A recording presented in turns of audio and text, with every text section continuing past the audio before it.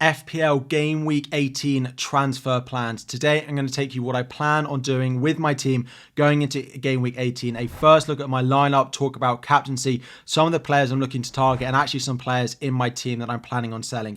Game Week 17 has just finished, or has it? We'll talk about what might happen with the Bournemouth versus Luton points in our FPL teams as well. But today, we're mainly focusing on my first transfer plans for Game Week 18.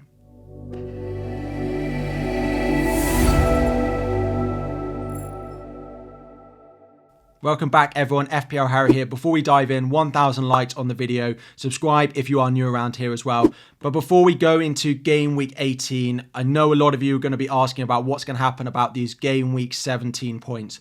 Just before we do that, of course, we were all very horrified to hear and see what happened to Tom Lockyer on Saturday afternoon for Luton. However, positive news that he is in a stable position and is responsive with his family in hospital. So fingers crossed for more positive news from him over the next couple of days. In terms of FPL, the official FPL account issued a tweet on Sunday evening just after the Liverpool versus Manchester United draw 0-0 that game, saying Game Week 17 will remain open after the conclusion of Sunday's games. More information will follow in due course. So basically, they are leaving FPL open so that they are able to develop, they are able to adapt, they are able to add or change and decide what's going to happen in terms of those Bournemouth versus Luton players and their points over the next day, probably on Monday, but it will depend on how long it takes the Premier League probably to decide on what's going to happen with that game. There are, of course, a few things that could happen. I'm completely guessing. I don't have information on it. The game could be replayed between now and the Game Week 18 deadline. It could be replayed in full,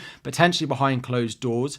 I don't think that's likely to happen. The other thing that could happen is it is completed between now and Game Week 18 behind closed doors or in front of a crowd as well. Again, I think the game being completed or played at all between now and Game Week 18 is unlikely, which means I think what's likely to happen, although some of you might not like to hear it, is that the points are removed, the game is made void as it has been on the Premier League website so far, meaning that you'll get your auto subs. Now, I am guessing. I do not know. I do not necessarily think that is necessarily the right answer or the wrong answer. I'm just speaking about what I think is likely to happen. But we will likely get an update on Monday and Tuesday, which is much more reliable than me giving my opinion on what's going to happen. But looking at my team now for Game Week 18. So it lines up in a 3-5-2 formation again.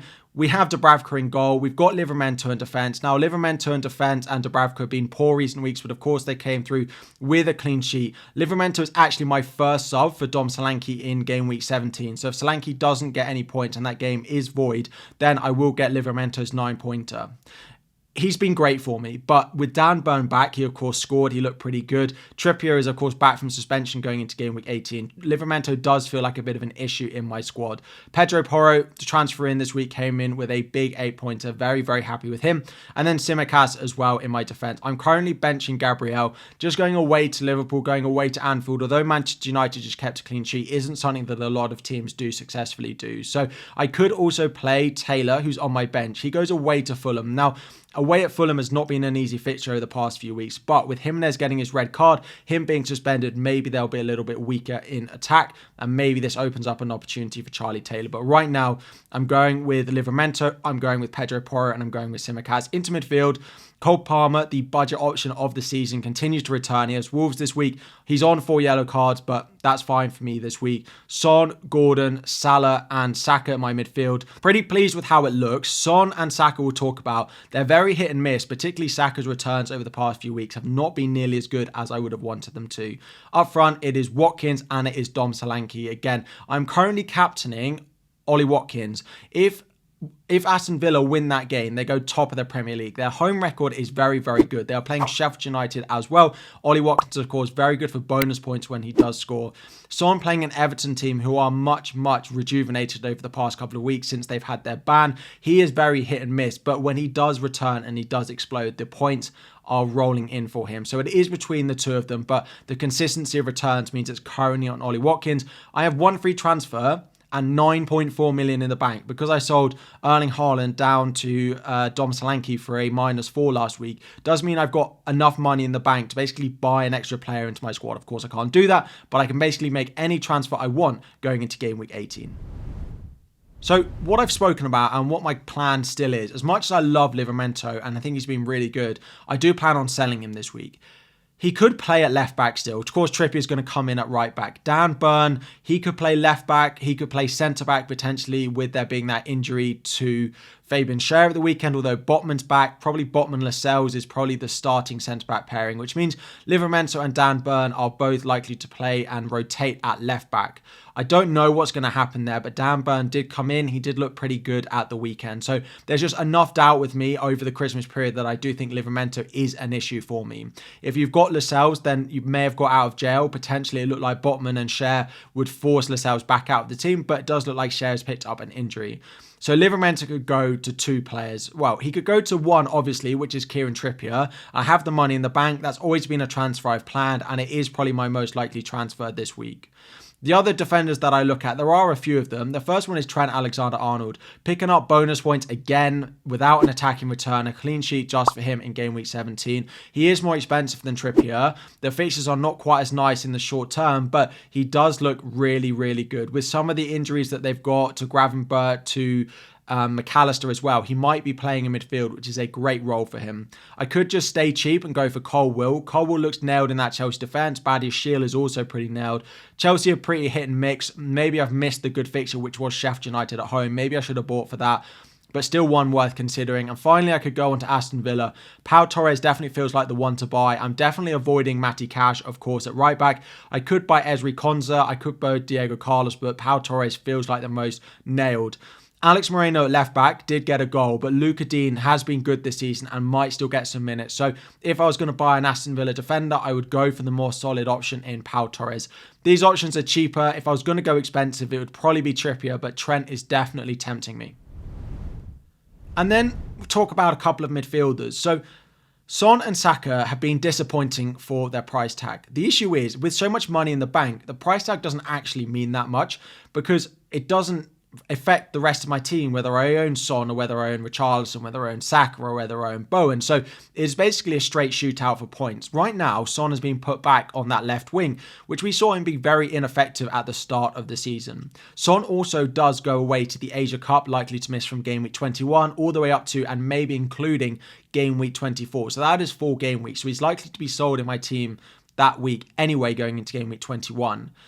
I really like the look of Richarlison. Richarlison versus Kulusevski is close, but if Richarlison is going to be playing striker, he's just going to be so involved. Kulusevski is very hit and miss in terms of his FPL points. He has returned really well in the past game week, but previously it's been very up and down. Richarlison coming back from his surgery has looked really, really good, and he's been very promising playing up front for Spurs. However, given I'm likely to make a defensive transfer, I don't think selling Son for a -4 is really worth it. The other one is Bukayo Saka. Now, Saka doesn't go away to the African Cup of Nations or the Asia Cup, of course, but he has been very disappointing. Another blank for him this week. Nothing really to write home about over the past few weeks as well. He's got a couple of assists here and there. 1 goal, I think, since September in the Premier League. So he's not really setting the world alight with his returns. I do like the look of West Ham. I could go to Kudus, but Kudus does go away to the African Cup of Nations in game week 21. So it is a very short-term transfer if I do decide to go there. So I'd much rather, I think, go with Bowen, who is a slightly longer-term pick. Although Kudus has been getting more returns, I think I would still opt for Jared Bowen. But again, given that I do favour a defensive transfer this week, I don't think these transfers are worth a -4, but they are definitely things that I'm eyeing up over the next few weeks. So here is my team for game week 18 as we line up at the moment. A 3-5-2. Listen, I'm pretty happy with it. 1 free transfer, which I will use. I got 9.4 million in the bank. In theory, I could do Taylor up to Trippier, but I don't have the money and I don't have the spare Newcastle slot. I could do Taylor up to Trent in theory and keep Livramento, but I just think there's enough doubt going into Christmas every single week when they play 3 times a week that Dan Burn will get a game here and there. So I still plan with my 1 free transfer this week to do Livramento up to Kieran Trippier. Don't want to take another hit. It still leaves me a reasonable amount of money in the bank. So when Haaland is back, Solanke to Haaland and maybe another transfer to free up the tiny little bit more money that I need is still the plan. But this week, just 1 transfer. I took a hit in game week 17. 1 hit this season is more than enough. So Livramento Trippier is still the plan. But of course, that will wait. Newcastle do play Chelsea in the Cup before the game week 18 deadline. So do wait on transfers until we get those Cup matches out of the way. We also won't get press conferences for all of the teams going into game week 18 because we do have quite a long game week starting on Thursday and ending on Sunday for the likes of Wolves versus Chelsea. but luckily we'll have press conferences for those teams that do play in the cup, like Newcastle, like Chelsea, who I am looking at this week. So that is my team for Game Week 18. One transfer planned of Livramento up to Kieran Trippier. Let me know questions you have about Game Week 18. Subscribe if you are new around here. Like the video. 1,000 likes on the video is the aim. So thank you all for watching, and I'll be back again very soon.